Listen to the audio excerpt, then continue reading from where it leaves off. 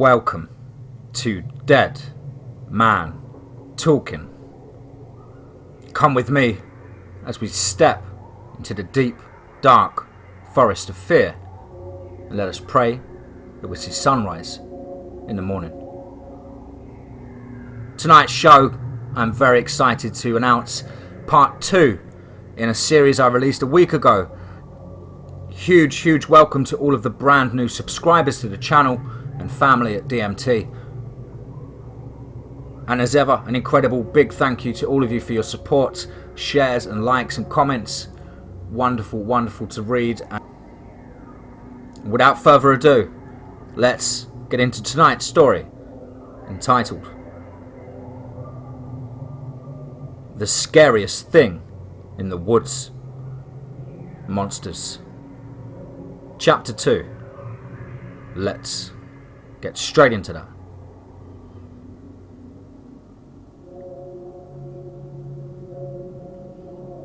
I have decided to wait a while before heading out again for Kentucky. I want to observe and study my newfound friend. He seems to have adopted this area, but instead of trying to control the pack, he seems to be happy being a member. He's also more dog than wolf and tends to want to hang out around me more than the rest. Of course, Lou always stays close. They seem to have accepted each other. Lou has taken to his new role as pack alpha well. I just hope I have not lost my hunting partner. I have not named our new friend yet. Nothing seems to fit. One behaviour that is strange though is that he will not rise on his back legs around me. I'm not sure if it's a dominance thing or what. He's still very big though. People get the wrong idea about wolves. They are not just big dogs. They are very large animals that have their own personality. Wolves can run around 48 inches at the shoulders. Lou is actually 50. The DM is around 60 inches when he's on all fours. Wolves are fast and have great endurance. The DM is a little faster though, not by much. This one likes to be petted. Like most dogs, he acts like he's seeking approval. I just pray I have not trained an 8 feet 600 pound bipedal wolf dog into a lap puppy. I may have also figured out the bullet thing also. Hard metal versus soft metal. My knife is titanium. A bullet is lead. Hard versus soft. The 308 round is fast and meant to penetrate. The 45 is slower and doesn't penetrate as well. I have completed a large report on this creature, but I've not shown it to my boss yet. I don't know that I ever will. I am up and moving around this morning, and I have to do my job to check on the herd population. Today, around 40 miles northwest, when I get a radio message from Tom telling me he's coming up and to hold where I am for now. The light dusting of snow on the road, and about 2 hours, Tom finally reaches the station. Tom greets me and said, "We've received the daily reports, but wanted to know about the hunt for the werewolf. The report said you had handled it, but was void of details." I tell him it wasn't a werewolf or any monster. It was just a very large wolf that had messed up front legs that adapted to standing up on its hind legs to look around, and bothered people because of the food, much like bears. I just hope my nose doesn't grow too long with this lie. The problem is solved, and you know I take no pleasure in killing, especially wolves. Tom shakes his head and lets the topic drop. I'm glad he's not as observant of the tree line as I am, or I would have to lend him a cheap, clean pair of pants.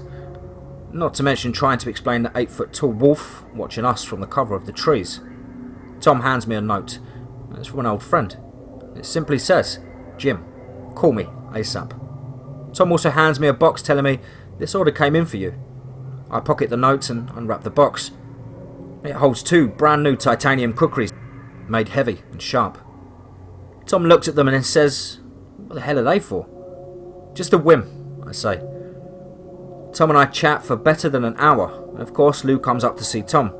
Tom and Lou have never really been the best of friends, so they eye each other up. Tom leaves and I go retrieve the satellite phone and make the call. Bill Thompson answers the phone. "Hey son, how you doing?" No, he's not my father, but he has always been close. We exchange pleasantries for a bit. Then Bill gets down to the brass tacks, as I like to say. "Jim, I need your skills," he says. "We have a real problem down here in South Carolina." He then tells me he's been doing contract work for the Marines down at Camp Lejeune, and they have an animal that they don't understand. I tell him I'm kind of busy here, and I'm told the commanding officer is making the arrangements, and they're sending a C-130 for me. In other words, I can't say no. And at least there's plenty of room for Lou. I guess I'm off for another weird adventure. Flying in the biggest transport the US military has was an interesting experience. Not to mention the flight crew reactions to Lou. As we descend the ramp, Bill was waiting on the tarmac. After a hearty embrace, he whisked me off to a Humvee towards the base headquarters. There, I meet the Colonel and several other staff officers. The Colonel addresses as Mr. Johnson. I ask him to call me Jim and introduce him to Lou. I will give the Colonel credit. He looks at the huge dog and nods, while most people step back. I'm told about a 4-man fire team that was on manoeuvres in the forest and somehow got separated. A massive hunt occurred, and after a few weeks, it's turned up nothing. I suppose someone needs to ask the obvious. I said, is it possible that they just went over the hill? A stone-faced major said that wasn't a possibility. His son was in charge of the team, and the sergeant of a friend of a family of theirs for years. These men were the force recon, not recruits. Something took them. What out here could even slow down an armed fire team like that? I hear the word dogman. I start to laugh but suddenly think better of it, because no one else is laughing. In fact, their respected faces are hard as stone. You men are serious. Yes, Mr. Johnson, we are, and we have had movement and seen signs of both dogmen and Bigfoot. Then why am I here? I don't believe in such things. I'm a ranger, hunter, and part-time marshal. I deal in facts, gentlemen, not campfire stories. I am hoping they can't see through me, and I am still not ready to expose the truth I have come to know. We understand your skepticism, Mr. Johnson, but Mr. Thompson has assured us that if there's anyone out there that will look at this with an open mind, it's you. And since your record shows you be one of the most proficient at this task, is why we want you and your partner there to spearhead this operation. Your assignment is simple. You can find these men, then bring them home. If they're dead, let us know where to find the bodies. Your second mission is to find what did this and execute them with extreme prejudice. Do you have a problem with this, Mr. Johnson? Will you allow me tonight to consider my actions? The Colonel says yes, though reluctantly, and Bill and I walk out. As soon as we are out of earshot, I wheel on Bill. Why did you drag me into this? What do you know? How do you know? Easy, Jim, Bill says. What do you mean, what, and how do I know? Something you need to tell me, son. Bill and I find a quiet place and I tell him everything. His mouth is open and widest I've ever seen. A real-life cryptid, a dogman. Please, Jim, I have to see it. Okay, but only you. I want to keep him as much of a secret as I can. I don't want people panicking or the government studying him. He was born free. He has the right to live free. Bill agrees, and we will get together after this thing is over and I meet my friend. Bill says he's calling it a night and heads for his hotel. As he's leaving, I say to Bill, whatever's out there, I will only kill it if I have to. Bill nods as he walks off. Well, boy, I hope you made the right decision, but I'll cross that bridge later. I'm thirsty, boy. Let's go find a drink. There's a bar right off the camp. Lou and I walk in and sit at the bar. I get the normal looks and normal questions and normal response. The bartender doesn't mind, he's actually interested in Lou. We talk. Lou likes the attention, and that's the dog in him. I sip bourbon and try to relax and make up my mind about tomorrow. Get that stinking wolf out of here. This is a man's bar, and no place for your mangy animal. I'm on my second drink as I turn around to see 3 Marines, and they're not looking friendly. I say, well, if it's a man's bar, who let you in? As he pulls his fist back in a cursing fit, a unmistakable growl of a very big dog, and a row of bright white teeth and shining yellow eyes give him cause to pull up short. He's not 100% wolf, only half, but he's more than enough to turn you jarheads into dog food. The one at the back says, look, mister, we don't want any trouble. We just don't like wolves very much after what happened to our friends. Bartender, a bottle, and 3 more glasses. Let's take a table, boys, and tell me what happened. I stop drinking as they get drunk. They relate the story of the episode in the woods. One says the wolves walk on 2 legs. The other 2 talk about trees moving. The howls, the screams, gunfire all around, even automatic weapons to no avail. They explain the firefights and even how the 4 Marines disappeared. The woods are full of monsters. I've had several tours of duty and been in countless fights, but I've never seen or been that afraid of anything in my life. It was scary. I see a Marine turn into a child. It was so scary. That's the scariest thing in the woods. My mind is made up. I'm in. Lou and I will leave a little sleep before the hunt. I guess tomorrow I'll find out again who is the scariest in the woods. I'm back on base early. I need a few supplies. I run into the Colonel, somewhat surprised to see him up so early. He greets me and asks if I have decided. I tell him yes. He mutters good and asks if I need anything. I tell him I'd like to get the 27.62 180 grain armor piercing full metal jacket rounds. He looks at me kind of funny. Why do you need such rounds for? I don't know what's out there. You say monsters. I say men. Either way, I may need to penetrate whatever armor or hides they have. He asks me if I want an M27. I say no, my 308 will fire that round, and I'm used to it. And I have all the other gear I need. A quick stop at the armory and I'm good.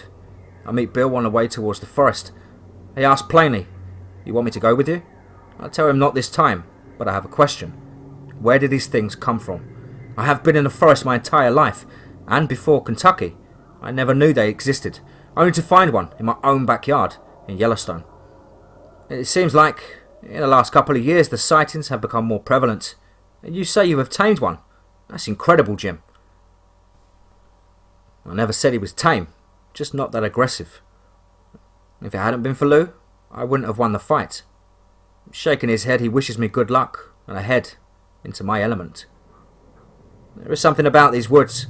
I don't have my normal surreal feelings as Lou and I continue to move deeper in. Lou's ears pick up. I heard it too, I whisper. I speak one word. Go. And Lou jets off and peels off into the bush. I slow down.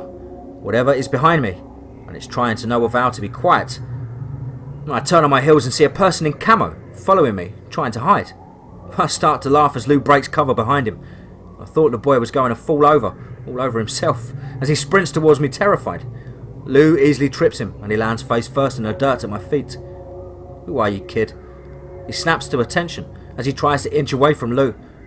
I swear if that dog could laugh, he'd be rolling. Lance Corporal King, sir, as he salutes. What are you doing here, son? Again, he snaps back. Backing you up, sir. And you were told to back me up by whom? No one, sir. I went on furlough, sir, but I hung around and I want to track and kill these creatures with you, sir. Stop calling me sir, boy. He lowers his head to a submissive stance. The men, sir, what do I call you? Just Jim. I wanted to help, sir. Jim. They were my friends. Lou and I work alone, kid. Please, Jim, let me help. Get back to base before we get in too deep for you to get out safely. Already too late, Jim. I saw Lane and his buddies enter the woods and they're coming after you. I laugh. So they're after me and they are on my turf. Lou could finish them by himself. Come nightfall. Begging your pardon, sir, but this is their turf. They know this area and they're well armed. And they're Marines, sir. I tell this kid not to worry about that. But I want the complete story now. No partial or exaggerated this time. The truth. He goes on to explain that there's an 8-man fire team. We stumbled onto a cave back there in the forest. The cave was some type of burial ground. There were skeletons there, some regular size and very large and even clawed. It gave me the shakes. The lieutenant said, "Leave this stuff and let's get clear of here." Lane said not to without a few souvenirs. He picked up what looked like a bag of gold. The lieutenant told him to drop it. Then I noticed one of the guys puts the cords into his GPS. Then we heard it first, the knocking. It sounded like something big knocking on the cave walls with a club. Lieutenant Clark told Lane, again, drop the coins and get ready to defend the area. They were the last words he ever spoke. Before Lane shot him and the sergeant and the 2 men at the mouth of the cave, he turned his rifle on me. I told him no, I'm with you guys. And so I got to live. And they marked the cave on the GPS and we beat a hasty retreat. But not before Lane grabbed a lieutenant jacket and with one of the clawed hands of a skeleton, ripped it up and dripped it in his blood. As we got clear of the cave, the monsters stopped calling and knocking, and we got away. Lane told us that the monsters killed half of the team, and we returned fire, but they melted back into the forest. We send the recovery party to the far side of the forest, and we come back here later and completely loot the site. Don't worry, kid, you did the right thing. Let's find a place to hold up till dark and then we hunt them. As I speak the words, a shot rings out. I immediately roll into a defensive crouch, but the young Marine is just standing there with a strange look until he falls over. More shots ring out. Damn, they're good. Lou and I start to move away. I'm starting to realise we might be in for it. I have 20 rounds in a non-automatic rifle and about 45 rounds in a 9mm, and they have at least 3 M27 assault rifles and probably several 30-round mags. It's just a few hours till dark as we hop from tree to tree. I debate for a few moments about showing these men what real monsters in the woods look like, but think no, it's better to take these men in alive so they can confess to their crimes. There's a rise with a hollow behind it. If I can get over it, I should be able to avoid them till dark. Then Lou and I can finish this fight. As I crest the hill, I see movement behind, but as I turn, it's not one of the Marines. I don't know what it is, but it's big, hairy, and looking right at me. I forget what I'm doing for a second, and pay the prices too. 5 rounds make contact in my back. I fall down a rise into the hollow. The big thing is gone. Was it a dream? Is everything a dream? The pain pulls me back to reality. Lou is by me trying to get me up. Go boy, hide until dark. Then the blackness takes over me, and a dream of monsters. My eyes flutter open. I feel hot. Damn, I died. Always heard it was hot down here. How can I hurt so much if I'm dead? I tried to move my arms, and then my legs. Nothing. Had the bullets paralysed me? There's a large shadow over me. Water, please. I managed to croak out. All of a sudden, a hand bigger than my head very gently lifts my head to a gourd cup full of water and then trickles into my mouth. My eyes start to clear, and I see a large, hairy head over me. I spit water everywhere. I hear a rough voice say, Herbs, no move. Rest. I start to speak, but the blackness comes back, and so do the dreams. I see Lou and the dogman. Now a larger dogman, more violent than the first. They all run away from the large hairy man, all but Lou. He will not be denied. He comes to me, licks my face. I wake up to Lou licking my face. Hey boy, are you okay? That voice only deeper again. Wolf friend. I look up to see the largest thing I'd ever seen on 2 legs. I hear the words. Heal. Fast. As 2 pieces of metal drop from his hand into mine. They are slugs. I'm guessing the 2 that went into my back. Your herbs helped. A large clawed finger touches me between my eyes. Forest touch. I don't understand what that means. He holds up one finger. Go. I'm guessing I have 1 day left to rest, and then time to leave. I wake the next day and rise to my feet. I feel pretty good, and Lou's up and wagging his tail. There's a small bowl of peaches and plums, along with some type of jerked meat. I give the meat to Lou, and he eats it fast, and I eat the plum and peach. My gear is on the floor along with my weapons. I suit up and step out into the light. I see 3, no 4 of the large creatures. I can only assume it's a Sasquatch. One is definitely female, and she's caring for a younger one. The big male that I talk to moves in between us while the other one flanks me. I open my arms in a submissive state, and he nods. 1 word. Go. I leave the small encampment, and my mind begins to work. The burial cave. The treasures this clan has been hoarding that for years. I have to protect it, and this group. These aren't monsters. Those men are the monsters, and it's time I dealt with them. I turn around and walk back into the village. The big, and when I say big, like 12 feet tall, male moves towards me. Again I act submissive. He stops and looks at me and says, Talk. I try to explain, hand gestures and single words, that we have to protect the burial cave and stop the men that want it. Again he only points at the rifle on my back. I know they have guns. I finally get it over that the soldiers' bodies need to be moved so that others can find them, but not in your cave. The big male grunts out. Spirit, no rest. I tell him yes, they will. They will be laid to rest according to my people. Then he says, Here.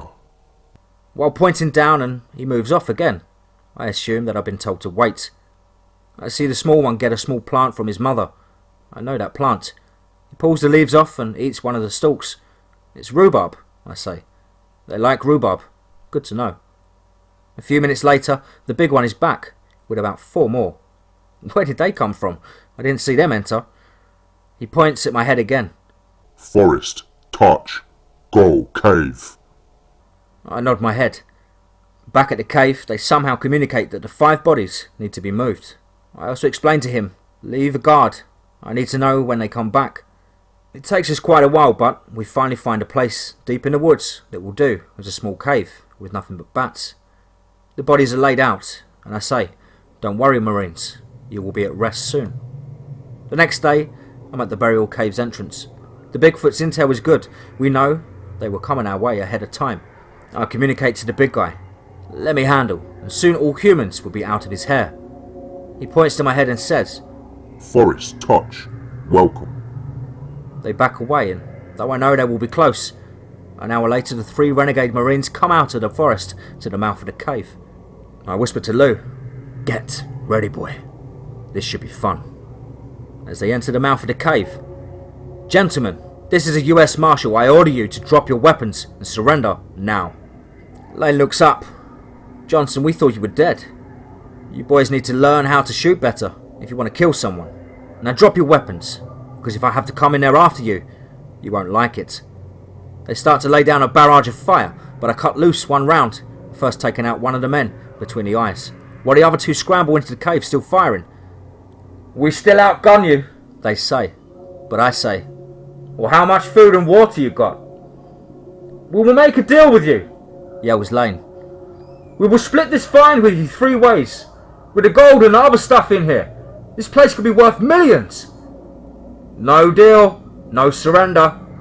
Both M27s were set to full auto fire from the cave, and it's a howl of lead. I have no choice but to duck down. Both Marines come out advancing towards me while firing, and I can't raise my head up into that fire. All at once a great roar bellows from across the valley. One Marine turns and bolts, leaving only Lane alone with me. He changes mags, and luck is with me. He fumbles with the mag. A second well-placed shot takes the rifle out of his hands. Now surrender. Lou returns later with his muzzle covered in blood. I assume the one that ran will not be walking back. With the help of our large friends, they move the Marines to the other cave. As I walk a blindfolded Lane through the forest, he offers me that if I let him go, he will not say anything about the monsters. I tell him his next address is Fort Leavenworth. I'm worried though, how many people will believe him? The Chinook hovers above the canopy, lifting the bodies out. I tell the officers everything, and they take Lane into custody. He flashes me a sly smile. Are you riding back with us, Mr. Johnson? We need to harness that wolf though. We will meet you at the base in a couple of days, and I will debrief you then. As you will, sir. They board and they fly off. I walk through the piney green, peacefully for the first time. Nice here. I find a road in a small town called Herbert, where there's a farmer's market. I smile and buy all the rhubarb they have, and go back into the forest. I walk in and just drop the bag on the forest floor, and head off to Camp Lejeune. A couple of days later, I walk up to the base gate, and the sentry says, Mr. Johnson, the colonel was waiting on you, and I'm to take you straight to him. No problem, Corporal, lead on. I meet with the colonel, this time alone. No monsters, huh? I think 3 of your Marines qualified pretty well there. Yes, and Lane spilled his guts literally before he died. He's dead? How? Well, after the interrogation, he told us all when he got to the part where he killed Lieutenant Clark. Major Clark shot him. So this is over here and now. No worries, Colonel. I just want to get back home. That C-130 leaves in an hour. Be on it. And Mr. Johnson, if I ever see you again, it will be too soon. 30,000 feet in the air, I look over the ground and wonder, where are all these new creatures coming from? Have they always been there? Why now? I guess some are aggressive, while some just want to be left alone. What does forest touched mean? The biggest question of all is, who are the monsters?